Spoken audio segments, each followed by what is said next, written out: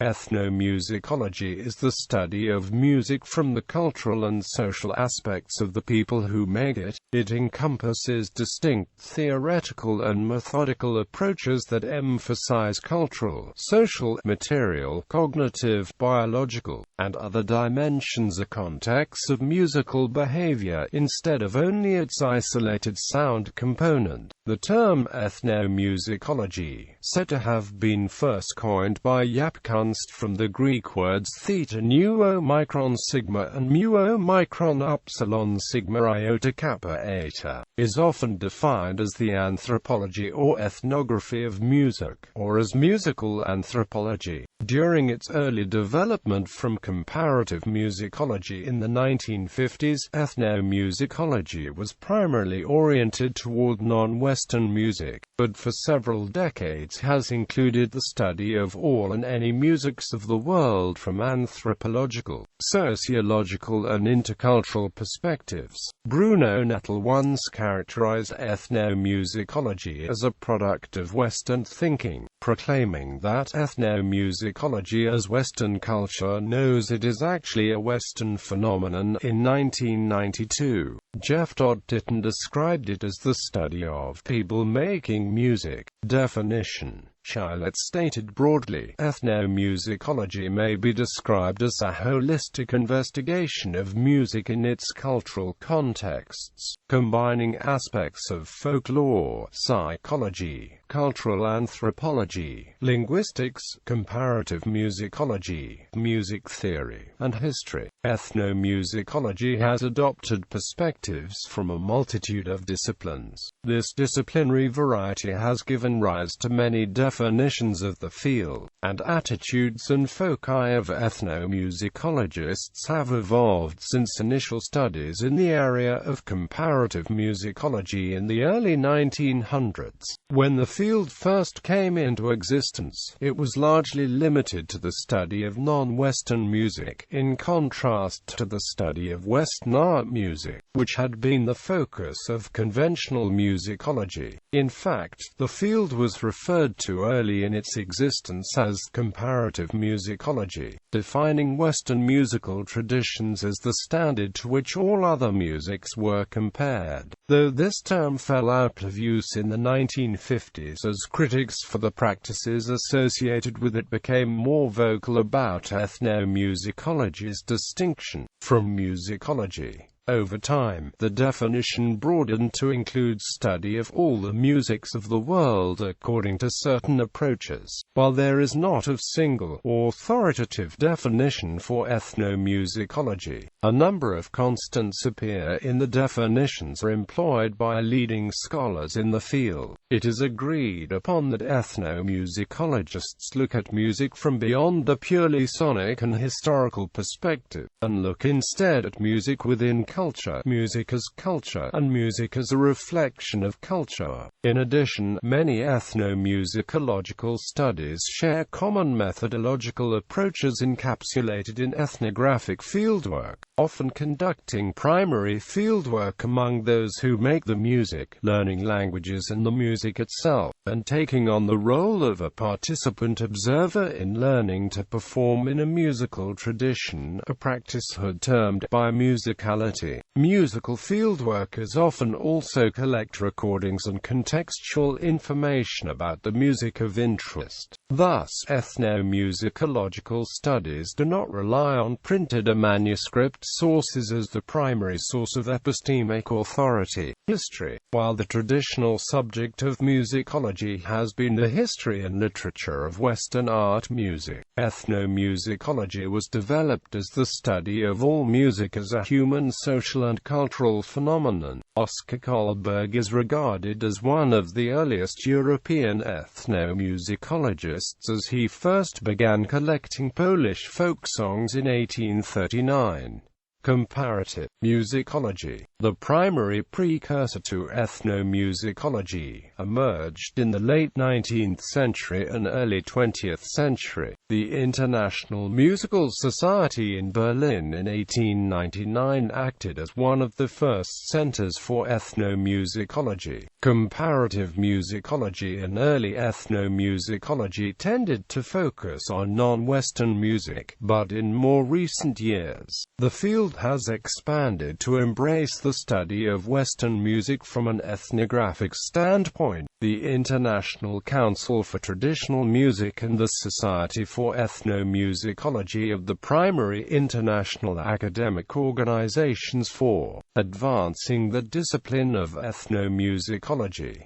Among ethnomusicologists there has been varying definitions of the field. More specifically, scholars have debated what constitutes ethnomusicology. Bruno Nettel distinguishes between discipline and field, believing ethnomusicology to be the latter. There are multiple approaches to and challenges of the field. Some approaches reference musical areas like musical synthesis in Ghana, while others emphasize a study of culture through the avenue of music. To study music as social behavior, the multifaceted and dynamic approaches to ethnomusicology allude to how the field has evolved. The primary element that distinguishes ethnomusicology from musicology is the expectation that ethnomusicologists engage in sustained, diachronic fieldwork as the primary source of data. There are many individuals and groups who can be connected to ethnomusicology. According to Merriam, some of these groups are players of ethnic music, music educators, those who see ethnic music in the context of a global view of music, vis-a-vis particularly the study of Western classical music, made up of persons with a variety of interests, all of which are in some sense applied, like professional ethnomusicologists, music therapists, the musicologists, and the anthropologist. Beginnings and early history. Ethnomusicology has evolved both in terminology and ideology since its formal inception in the late 19th century, although practices paralleling ethnomusicological work have been noted throughout colonial history. An Armenian priest known as Komitas Vardapet is considered one of the pioneers to ethnomusicology's rise to prominence in 1896. While studying in Berlin at Frederick William University and attending the International Music Society, Vardapet transcribed over 3,000 pieces of music. In his notes, he emphasized cultural and religious elements as well as social aspects of music and poetry. Inspired by these thoughts, many Western European nations began to transcribe and categorize music based on ethnicity and culture. Inspired by these thoughts, many Western European nations began to put many ethnic and cultural pieces of music onto paper and separate them. It was known very briefly in the 1880s as musicology, or Musikgesellschaft, then comparative musicology, until around 1950, at which point the term ethnomusicology was introduced to provide an alternative term to the traditional practices of comparative musicology. In 1956 the hyphen was removed with ideological intent to signify the discipline's validity and independence from the fields of musicology and anthropology. These changes to the field's name paralleled its internal shifts in ideological and intellectual emphasis. Comparative musicology, an initial term intended to differentiate what would become ethnomusicology and musicology, was the area of study concerned with utilizing methods of acoustics to measure pitches and intervals, quantitatively comparing different kinds of music. Because of the high density of Europeans and Euro-Americans engaged with the area's research, comparative musicology primarily surveyed the music of non-West and oral folk traditions and then compared them against Western conceptions of music. After 1950, Scholars sought to define the field more broadly and to eradicate these notions of ethnocentrism inherent to the study of comparative musicology. For example, Polish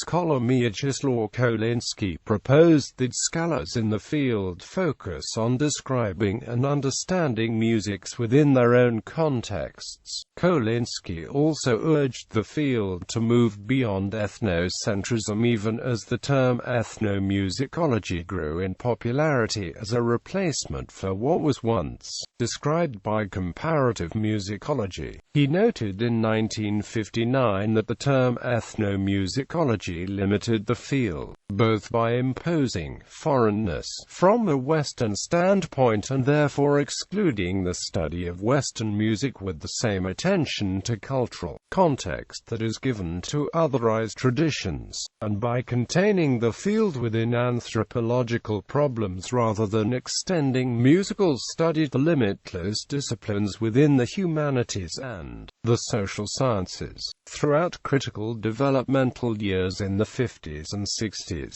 ethnomusicologists shaped and legitimized the fledgling field through discussions of the responsibilities of ethnomusicologists and the ethical implications of ethnomusicological study, articulations of ideology, suggestions for practical methods of research and analysis, and definitions of music itself. It was also at this time that the emphasis of ethnomusicological work shifted from analysis to fieldwork, and the field began to develop research methods to center fieldwork over the traditional armchair work. In 1960, Mantle Hood, a leading pioneer of American ethnomusicology, established the Institute of Ethnomusicology at the University of California at Los Angeles, largely legitimizing the field and solidifying its position as an academic discipline. 1970s. In the 1970s, ethnomusicology was becoming more well known outside of the small circle of scholars who had founded and fostered the early development of the field. The influence of ethnomusicology spread to composers, music therapists, music educators, anthropologists, musicologists, and even popular culture. Ethnomusicology and its academic rigor lent newfound legitimacy, as well as useful theoretical and methodological frameworks, to projects that attempted to record, document, study, and/or compare musics from around the world. Alan Merriam classified these ethnomusicological participants in 4 groups. 1. Performers of ethnic music, including anyone at all who learns to play an instrument from another culture. This group grew considerably during the 1970s due to increased awareness of an interest in ethnic music, partly assisted by the dissemination of records. These performers range from self-taught amateurs to experienced graduates of university world music programs. 2. Teachers, usually primary or secondary, who teach the appreciation and performance of ethnic music. This group, along with the first, proliferated rapidly during the 1970s, aided in part by the October 1972 issue of the Music Educators Journal, a special issue entitled Music in World Cultures, which included a bibliography, discography, and filmography to aid teachers of the world's musics. These teachers are not necessarily ethnomusicologists but are nonetheless advancing some of the aims of the field. 3. The musicological contingent, ethnomusicologists who study music in terms of the sound object, cultural context, for these ethnomusicologists assumes a secondary role. 4. The anthropological contingent, ethnomusicologists who focus on human beings with the stance that music is culture and what musicians do is society. One defining feature of this decade was the advent of anthropological influence within ethnomusicology. During this time, the discipline of ethnomusicology experienced a shift of focus away from musical data, such as pitch and formal structure, toward humans and human relationships. The incorporation of theoretical frameworks from the field of anthropology also led to an increasingly welcoming attitude towards accepting yet in more fields of study, such as linguistics and psychology, into the broader pursuit of understanding music as it functions in culture. Throughout this decade, the tensions regarding comparative approaches continued to come into question in ethnomusicological circles. The introduction of Alan Lomax's system of cantometrics in the late 60s accounted for physical traits of vocal production like language, utterance, the distinctness of singing voice from speaking voice, use of intonation, ornamentation and pitch, consistency of tempo and volume, and the length of melodic phrases, and also the social elements like the participation of the audience and the way a performance is structured. In this way, it intended to make the data of ethnomusicological research more quantifiable and grant it scientific legitimacy. However, the system also legitimized comparative methods, thus extending the debate regarding the ethics of a comparative approach. 1980s. The 1980s ushered in a heightened awareness of bias and representation in ethnomusicology, meaning that ethnomusicologists took into consideration the effects of biases they brought to the studies as out-group members, as well as the implications of how they choose to represent the ethnography and music of the cultures they study. Historically, Western field workers dubbed themselves experts on foreign music traditions once they felt they had a handle on the music. But these scholars ignored differences in worldview, priority systems, and cognitive patterns, and thought that their interpretation was truth. This type of research contributed to a larger phenomenon called Orientalism. Literary theorist Edward Said claims that in Orientalist literature, Western scholars claim expertise on other people's lives and thus the right to represent them, which engenders and perpetuates the notion that Asian, Latin American, and African cultures are somehow inferior to the West by representing them as possible to master in a short time. This practice also engenders musical appropriation and fetishization, which further trivialize a culture and its music. As a result of these and related trends in Western literature and culture, Said spearheaded the movement known as post-colonialism, which examines and responds to colonialism and neocolonialism through the critical study of relevant theory and literature. It was also during that time that Clifford Geertz's concept of thick description spread from anthropology to ethnomusicology. In particular, ethnomusicologist Timothy Rice called for a more human-focused study of ethnomusicology, putting emphasis on the processes that bind music and society together in musical creation and performance. His model follows Alan Merriam's identification of the field as the study of music and culture. Rice puts more focus on historical change as well as the role of the individual in music making. In particular, Rice's model asks, how do people historically construct, socially maintain, and individually create and experience music? Quote, in addition to presenting new models of thought, Rice's ideas were also meant to unify the field of ethnomusicology into a more organized, cohesive field by providing an organized series of questions to be addressed in the course of research. Another concern that came to the forefront in the 1980s is known as reflexivity. The ethnomusicologist and his or her culture of study have a bidirectional, reflexive influence on one another in that it is possible not only for observations to affect the observer, but also for the presence of the observer to affect what they observe. The awareness of the nature of oral tradition and the problems it poses for reliability of source came into discussion during the 1980s.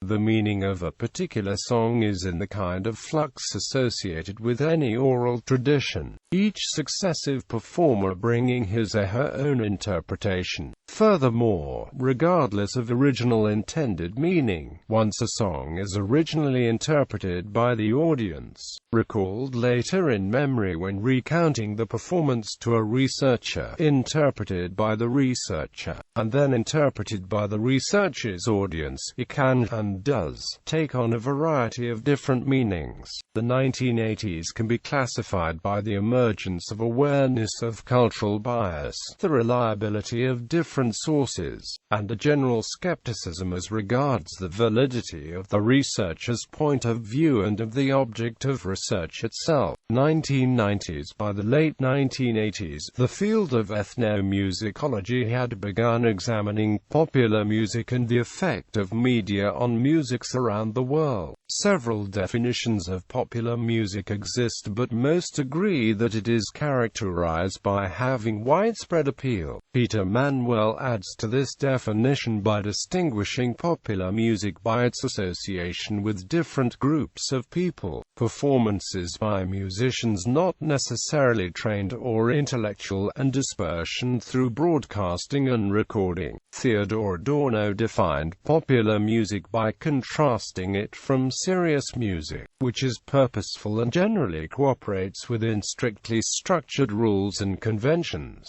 Popular music could operate less deliberately and focuses on creating a general effect or impression, usually focusing on emotion. Although the music industry developed over several decades, popular music drew ethnomusicologists' attention by the 90s because a standardizing effect began to develop. The corporate nature surrounding popular music streamlined it into a framework that focused on slight deviations from the accepted norm, creating what Adorno calls pseudo-individualism. What the public would perceive as unique or organic would musically comply with standard, established musical conventions. Thus, a duality emerged from this standardization, an industry-driven manipulation of the public's taste to give people what they want while simultaneously guiding them to it. In the case of rock music, while the genre may have grown out of politicized forces and another form of meaningful motivation, the corporate influence over popular music became integral to its identity. That directing public taste became increasingly easier. Technological developments allowed for easy dispersion of Western music, causing the dominance of Western music into rural and urbanized areas across the globe. However, because popular music assumes such a corporatized role and therefore remains subject to a large degree of standardization, ambiguity exists whether the music reflects actual cultural values or those only of the corporate sector seeking economic profit. Because popular music developed such a dependent relationship with media and the corporations surrounding it, where record sales and profit indirectly shaped musical decisions, the superstar person became an important element of popular music. For the fame and economic success surrounding such superstars, subcultures continued to arise, such as the rock and punk movements, only perpetuated by the corporate machine that also shaped the musical aspect of popular music. Musical interaction through globalization played a huge role in ethnomusicology in the 1990s. Musical change was increasingly discussed. Ethnomusicologists began looking into a global village, straying away from a specialized look at music within a specific culture. There are two sides to this globalization of music. On one hand, it would bring more cultural exchange globally, but on the other hand, it could facilitate the appropriation and assimilation of musics. Ethnomusicologists have approached this new combination of different styles of music within one music by looking at the musical complexity and the degree of compatibility. This westernization and modernization of music created a new focus of study. Ethnomusicologists began to look at how different musics interacted in the 1990s, 2000s. By the 2000s, musicology began to look more like ethnomusicology, with greater awareness of and consideration for socio-cultural contexts and practices beyond analysis of art music compositions and biographical studies of major European composers.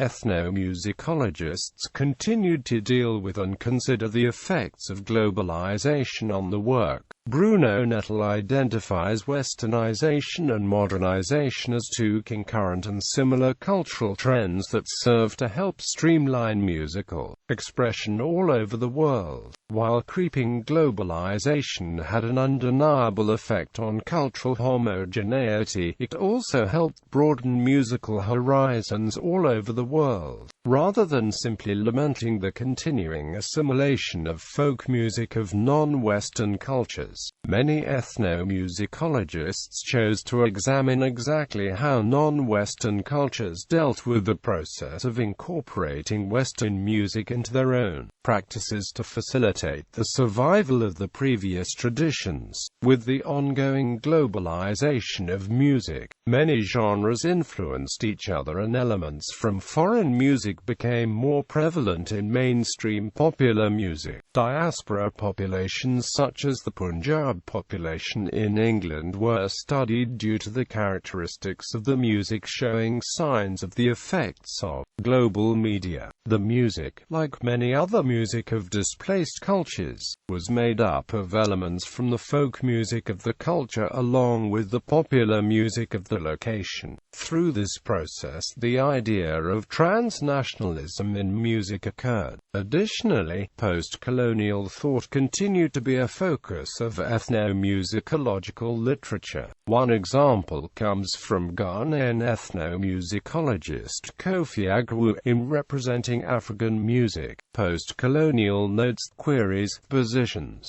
He details how the concept of African rhythm has been misrepresented. African music is not a homogeneous body as it is often perceived to be by Western thought. Its differences from Western music are often considered deficiencies, and the emphasis on African rhythm prevalent throughout music scholarship prevents accurate comparison of other musical elements such as melody and harmony. Influenced by post-colonial thought theories, Agwu focuses on deconstructing the Eurocentric intellectual hegemony surrounding understanding African music and the notation of the music itself. Additionally, the new notational systems that have been developed specifically for African music further prevent accurate comparison due to the impossibility of applying these notations to Western music. Overall, Agwu implores scholars to search for similarities rather than differences in their examinations of African music, as a heightened exploration of similarities would be much more empowering and intellectually satisfying. This means by re-examining the role of European and other cultural influences have had on the history of African music as individual nations, tribes, and collectively as a continent. The emphasis on difference within music scholarship has led to the creation of default grouping mechanisms that inaccurately convey the music of Africa, such as claims that polymeter, additive rhythm and cross-rhythm are prevalent throughout all African music. The actual complexity and sophistication of African music goes unexplored when scholars simply talk about it within these categories and move on. Agwu also calls for the direct empowerment of post-colonial African subjects within music scholarship,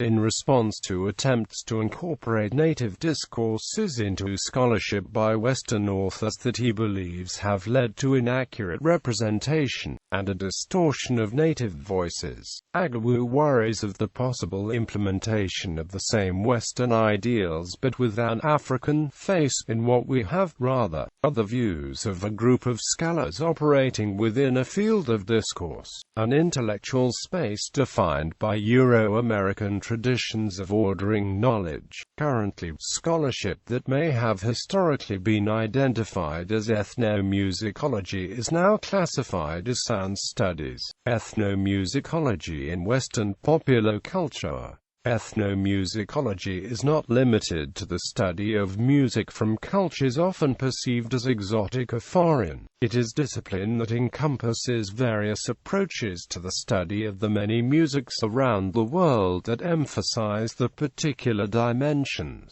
and contexts beyond their isolated sound components. Western music and its influences are thus also subject to ethnomusicological interest. Media influences. The influence of the media on consumerism in Western society is a bidirectional effect, according to Thomas Torino. A large part of self-discovery and feeling accepted in social groups is related to common musical tastes. Record companies and producers of music recognize this reality and respond by catering to specific groups, in the same way that sounds and imagery piped in over the radio and internet and in videos shape adolescent sense of gendered selves as well as generational and more specific cohort identities. So do individuals shape the media's marketing responses to musical tastes in Western popular music culture. The culmination of identity groups across the country represents a significant force that can shape the music industry based on what is being consumed.